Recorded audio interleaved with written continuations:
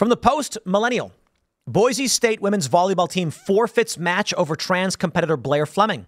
San Jose State University women's volleyball team has been undefeated this season with a team record sitting at 10-0 after the forfeiture. The team includes trans-identified male player Blair Fleming.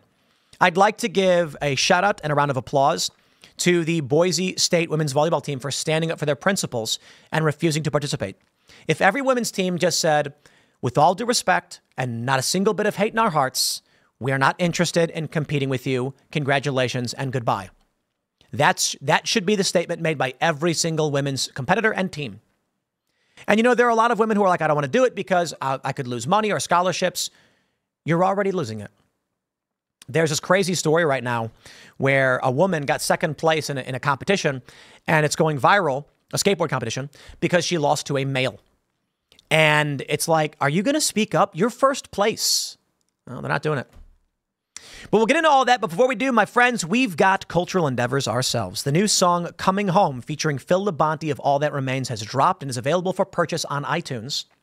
This song is about the degradation and decay of our cities, the failure of our leaders to maintain our homes, and those who are coming home and who've made that sacrifice are finding that the men and women who are supposed to be here protecting what we cared about most have failed us.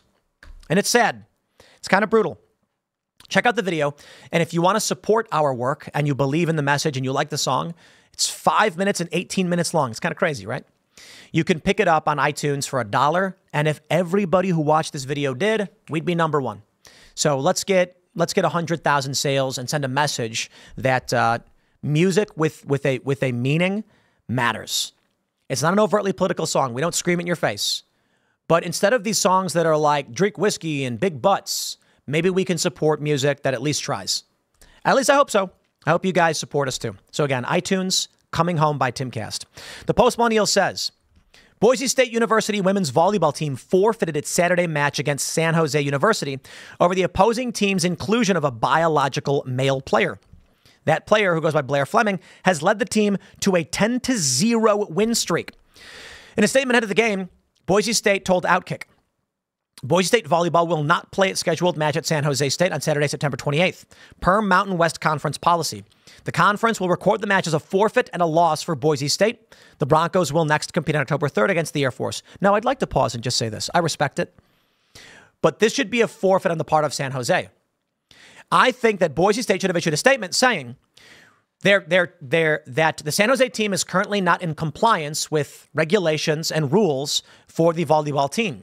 Until they are, we consider any irregularities as a forfeiture, and we expect the record to reflect as much. That's what I do. But that being said, I respect this move. San Jose State University's women's volleyball team has been undefeated.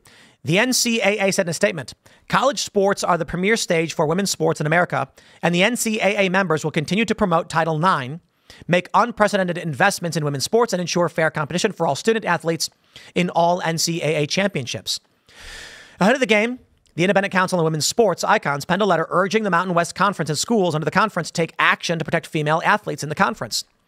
Over the past few weeks, we have spoken with distraught student athletes and their parents, coaches, and administrators throughout the Mountain West Conference regarding a crisis in MWC women's volleyball. They say, currently, the MWC and NCAA member athletic conference, of which all but one of your schools is a public university, San Jose State University, a California State University, yada, yada, are violating federal law by implementing and enforcing the NCAA transgender eligibility policies and permitting a transgender identifying male, Blair Fleming, to compete on the SJSU women's volleyball team, in which I am right. Boise should say, you are not in compliance, and until you are in forfeiture. Dude, let me ask you something. If I said that I wanted to play, hockey. Now, we're going to play a game of hockey, and it's sanctioned, and then I showed up with boxing gloves with barbed wire on them and said, I'm allowed to use these. You'd be like, get off. Ref, get them off. You can't have those. Okay, fine. The stinger is not allowed in hockey. Okay, but fine. But what if you came in and you were, how about, what is it called? High sticking? I haven't played hockey since I was a little kid. But you were just holding your stick up high and waving in people's faces, and they're like, that's against the rules. You can't do that. I'd be like, yeah, I'm allowed to do it. You're a bigot. At what point do you say, like, dude, get him off. Get him off the rink. Get him off the field. You're breaking the rules. If a team showed up wearing specialized gear that gave them an advantage, you'd be like, get off the field. You can't do this. It's against the rules. So why is Boise forfeiting? It should be that San Jose is forfeited by not being in compliance with the rules. You know what they should do is? Here's what I do. No, but I want to stress this. Bold move, respected move. Shout out to the Boise team. You guys rock. I respect this tremendously. I'm just saying, first, there have been too many athletes that have just said, fine, we'll play and we'll lose. And there was one where those female athletes were getting injured. And the coach was like, I got to call the match. My girls are getting injured too much by getting just beaten by this guy. What was it? I can't remember what it was. It might have been wrestling or something. I don't know. He's beating them up too bad. So I respect it when the teams say we're going to resign. They should not compete.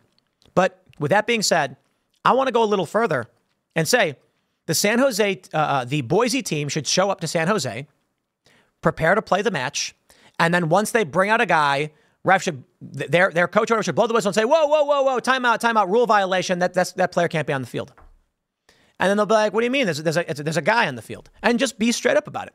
Look, it's a women's volleyball. Men don't play. Like, this is an improper team. You can't do it. And then if they tried to say it, they should say, look, if you're going to insist on having a man on your team, that's a forfeiture. Okay, we're not going to allow that. I think that's the move to make. And say, you record their forfeiture by putting a man in the field. Like, what do you do? You know what you do? Here's what I do. I'll tell you what I do. I'd show up. I'd say, we're going to play.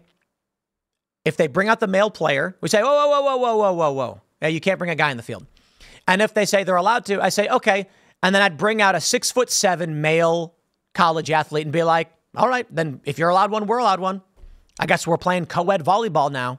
And then the other team's going to complain, like, but that's not a woman. And you're going to be like, what do you mean? They're both men. Look, if we're going to play this game and the rules don't matter, then let's play that game and the rules don't matter, right? This is basically the premise of Lady Ballers. It comes to the point where all of the teams are going to be guys. Why forfeit and lose your scholarship? Just bring a dude out, right? I think the next big move after mass resignations and forfeitures should be assertion that they forfeited. I don't know. Like, men's sports don't have this problem. But if the NBA went on the field and then they brought out like the Dunkotron robot that can use an AI arm to launch the ball and make three-pointers every time. They're like dribbling, they run up, they load the ball in the machine, it goes boom, and launches a perfect three-pointer. We win. They're like, hey, robots aren't allowed. Yeah, well, in women's sports, men aren't allowed, but they let them do it anyway. So if the rules don't matter, then we're going to do whatever we want. And, part of me thinks it's kind of based because, one way you can do it, in my opinion, is just anybody can do whatever they want on any team. Everybody is...